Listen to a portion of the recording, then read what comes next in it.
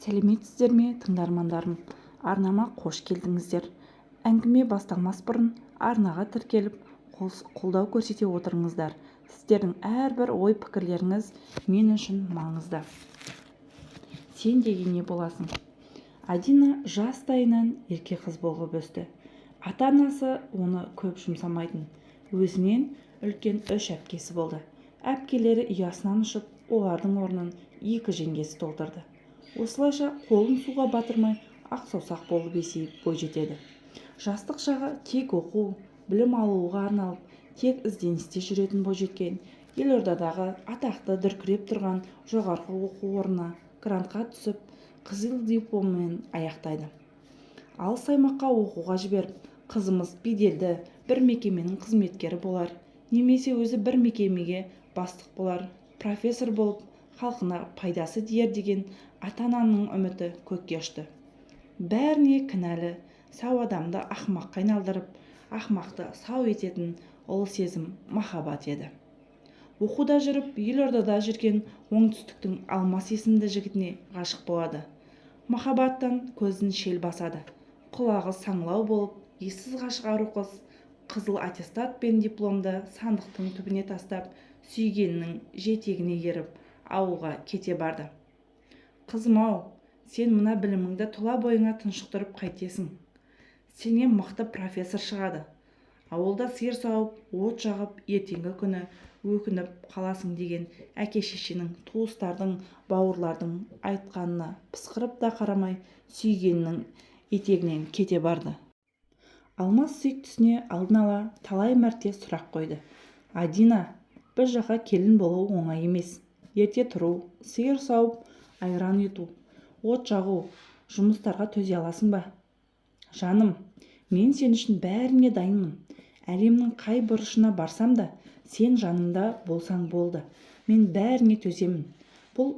Адина, бұл атқаратын шаруаның бір бөлігі ғана. Бұдан да басқа шаруалар көп. Оның үстіне бір емес 2 енең болады. Яғни әжемде бар. Екеуінің де мінезі жақсы, ақ көңіл жандар. Бірақ та үлкен әжем аздап еркелеу. Білесің ғой, қарт адам бала секілді. Қылықтары бар, оған төзе аласың ба? Адина, маған сенбей тұрсың ба? Мәселе ода емес. Осы күнге дейін алған біліміңді қайтесің? Әжем мен анам сені үйге отырғызып қоймайды. Оны мен жақсы білемін. Ал саған үміт артқан ата-анаң қызыл дипломын алып, бір жерге бастық немесе профессор болады деген үміті бар емес пе? Мен бұған шыдай алар емеспін. Оның үстіне мен жұмыс қуып қалаға кете алмаймын. Ауылда әке-шешемнің жалғыз перзенті екенімді оны жақсы білесің. Сен басқа біреуді ұнатып қалдың ба? Мені сүймейсің ғой? Иә, бәсе біліп едім, сездім осылай боларын. Мені осылайша уақытымды құрып пайдаланып келдің бе? Жаным, олай емес. Сен түсіне алар емессің. Кет жоғал, көзіме көрінбе.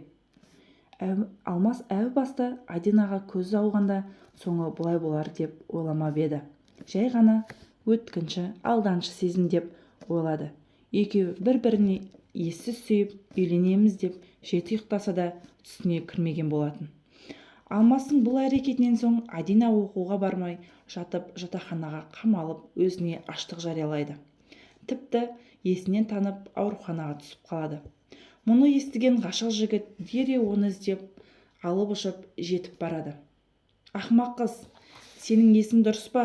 Неге бұлай жасадың? Сенсіз мына өмірді қайтемін?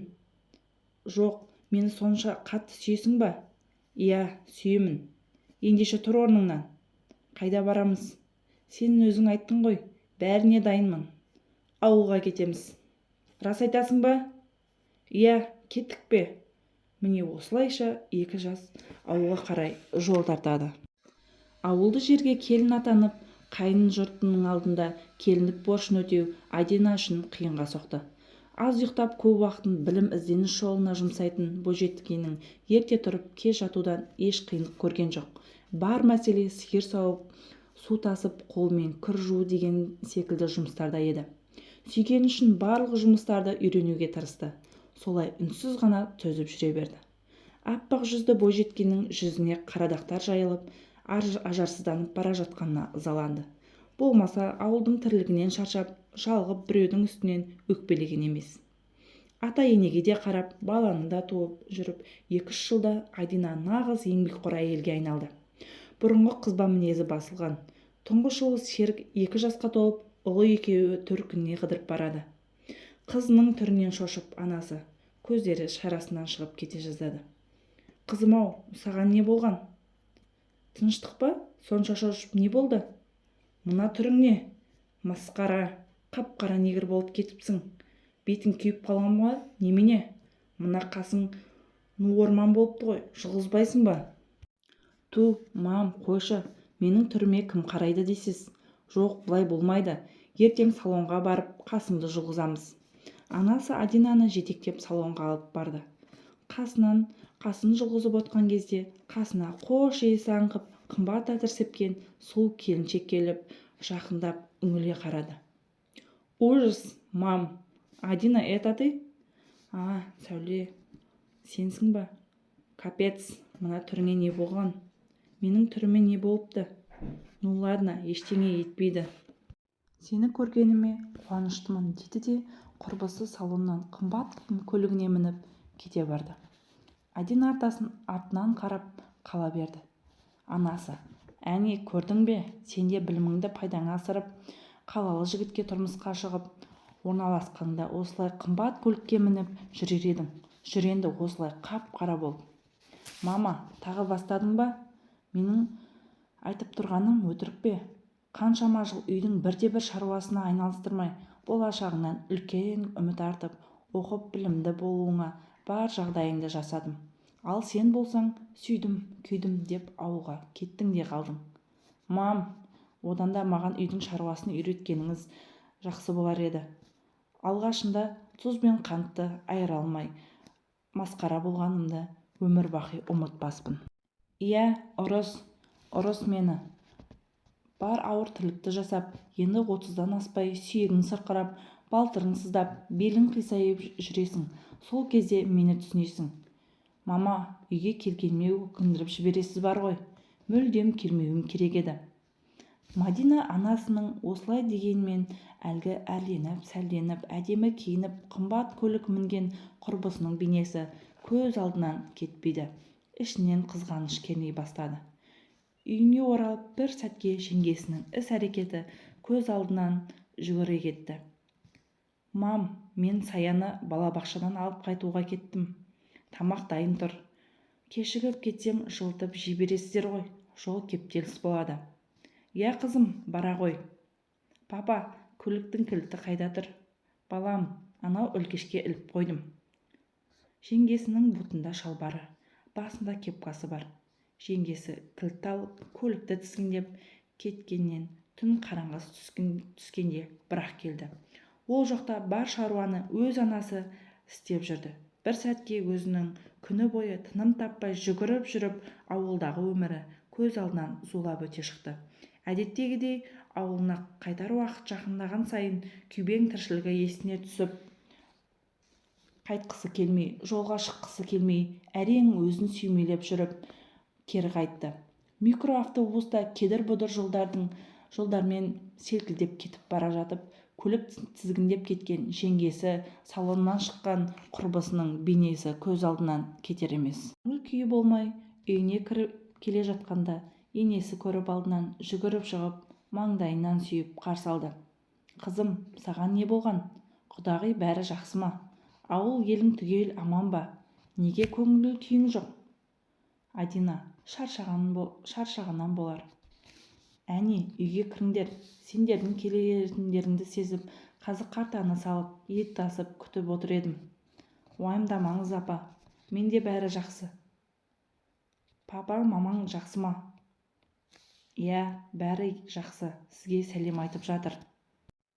Серікжан, балапаным, мені сағындың ба? Иә, әже, сағындым. Серік әжесін өте қатты жақсы көретін соншама нағашысының үйіне жеткеннен бастап, әжеме қайтқым келеді деп, анасының мазасын алумен болды. Әжесі немересін ертіп көршілерінің үйіне кетті. Үйде жалғыз қалған Адина 2 күндік қаладағы өткен өмірін аңсап тірлік істеуге зауқы болмай ойланып отыра бергенде біреу келіп тірлігімді істеп бермесін біліп, ақыры әрең тірліктеріне кіріскен болатын. Сәл шаршап кетсе болды. Қалада өткен күндері көлік тізгіндеп сұлулық салонынан шыққан әйелдер мен құрбысы көз алдына елестеп пенделшілікке салынып өтіп жатқан өміріне көңіл толмай жүрді.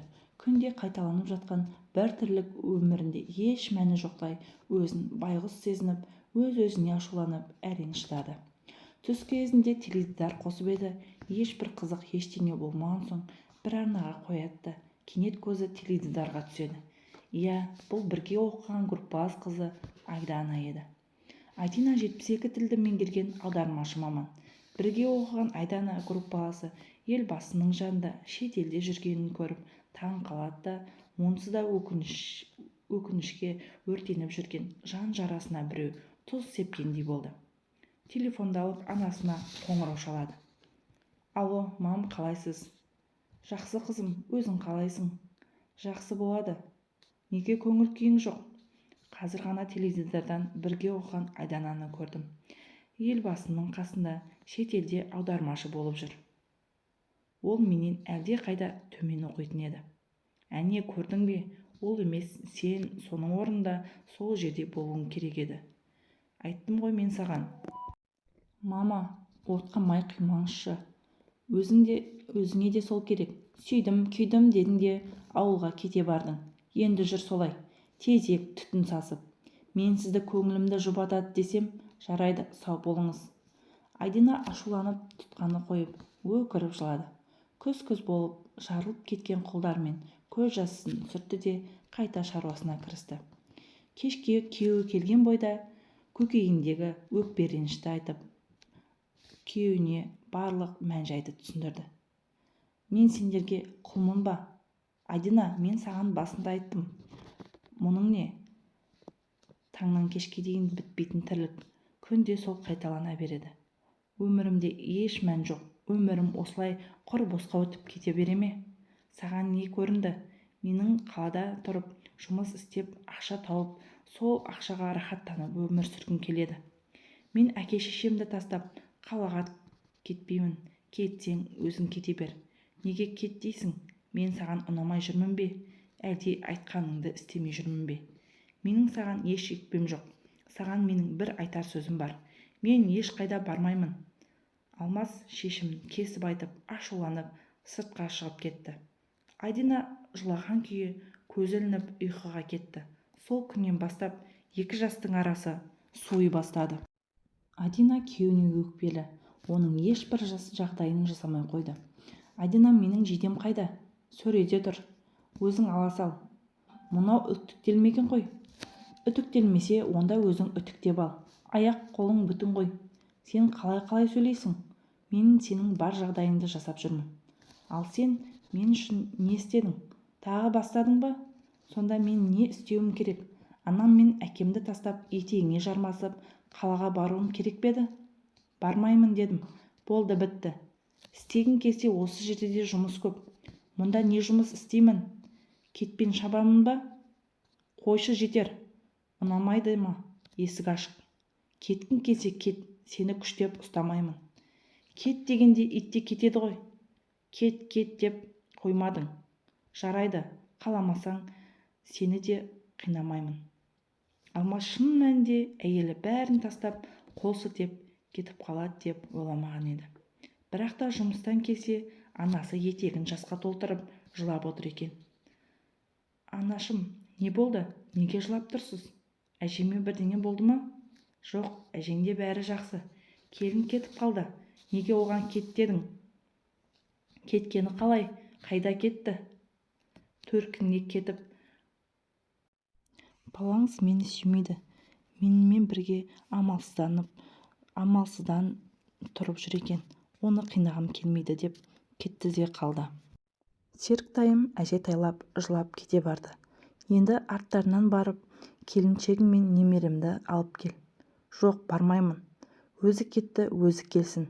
Алмас үн жорғасы түсіп, бөлмесінен кіріп кеткен күйге қайта шықпады. тіпті ас-ауқатын да ішпеді. Әкесі мен анасы немересін сағынып, көз жасын көл қылып отыра берді. 2 күннен соң ұлынан еш әрекет болмаған соң Назира келіншегін төркініне өзі барды. Назираны құдағиы қарсы алды. «Амансыз ба құдағи, қал жағдайыңыз қалай? Не болды?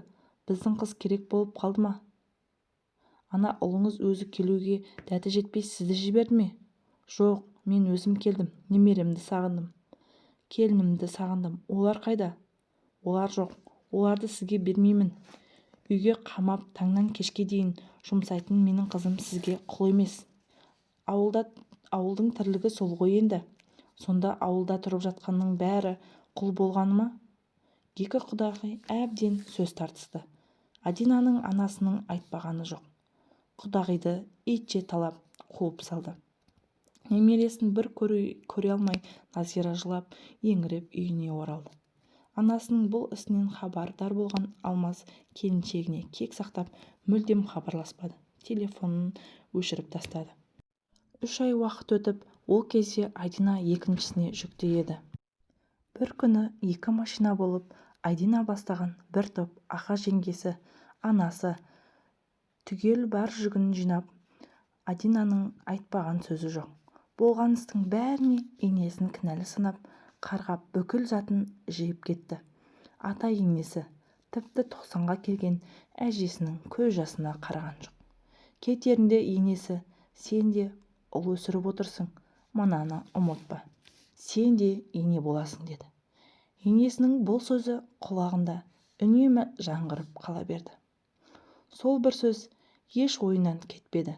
Жеңгесінің оңды-солды көшеге шыққанын алғашында Адина әуесі келтірсе, кейіннен бар шаруаны анасының істегенін ұнамай жеңгесінен жаға жыртысып, жанжалдасып қала берді.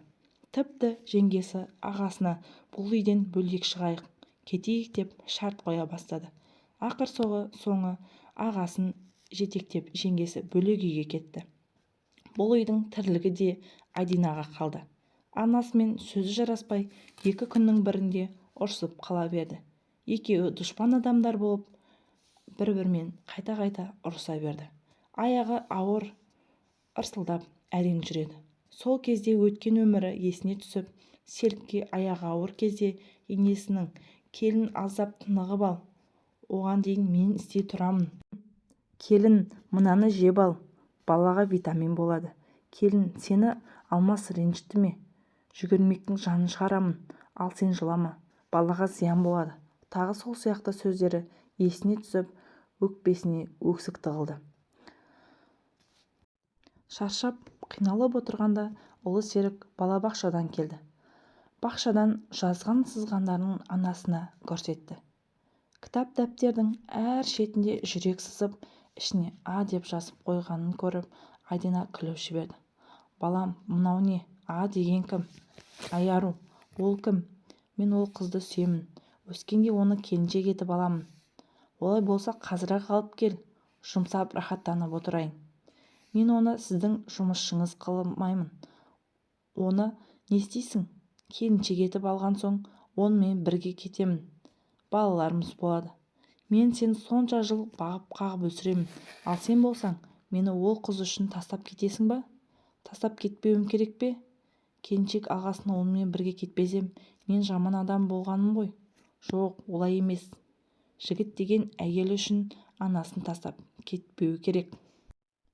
Олай болса, әкем сізбен кетпеген үшін неге үнемі әкемді жаман дей бересіз? Алақай, білген едім, менің әкем жаман адам емес. Ол сіз үшін анасын жалғыз тастап кеткен жоқ. Демек, ол жақсы адам. Алақай, Серік қуанғаннан секіре берді. Ал Адина болса өз ұлынан сабақ алып, бір сәтке ұлының бір қызды қолтықтап қартайғанда өзін жалғыз қалдырып кетіп жатқанын көз алдына елестетіп көріп еді, қорқынышты түстен шошып оянған адамдай болды. Селк етіп есін жинап алды. Сол сәтте «Сен де ене боласың» деген енесінің сөзі есіне түсіп, өз кінәсін түсініп, жер ұрып қала берді. Ұлын құшақтап «Рахмет» деп тоқтамай жылай берді. Әкеңді сағындың ба? Иә, барғың келеді ме? Рас айтасыз ба? Адина еш ойланбай қол сөмкесін алып жолға шықты. Араға 7 ай салып енесінің үйіне қайта оралды. Енесі Назира жүрегі жұмсақ, ашуы тез тарқайтын жақсы жан. Келінін алыстан танып, қуанып, құшақ жая қарсы алып, үйіне кіргізіп, жүгіре-жүгіре ас суын дайындап, бірақ Назираның қуанышы көпке созылмады. Ұлы жұмыстан келіп, Алмас тек ұлын құшақтап, әйеліне бұрылып та қарамады. Адина сонда да берілген жоқ. Көп ұзамай сұлу бұрымды періште қыз дүниеге келіп, ата-анасының арасындағы кикілжіңді ұмытқызады. Бәрі де қалпына келеді. Адина өзінің ұнаған ағылшын тілін үйірме ашады, және де жұмысы алға басып, үлкен оқу орнын мектеп сала бастады. Көлік те мінді, үйді де соқты, қалада тұрмай-ақ қалдағыдай өз-өзіне жағдай жасады, шалқып өмір сүрді. Адинаның қазіргі жастарға бір ауыз сөзі бар. Иә, мен сияқты адасып жүрген келіндерге айтарым, сен де бір күні ене боласың деген ниетпен әңгімені аяқтады. Қош, сау болыңыздар. Келесі әңгімеге дейін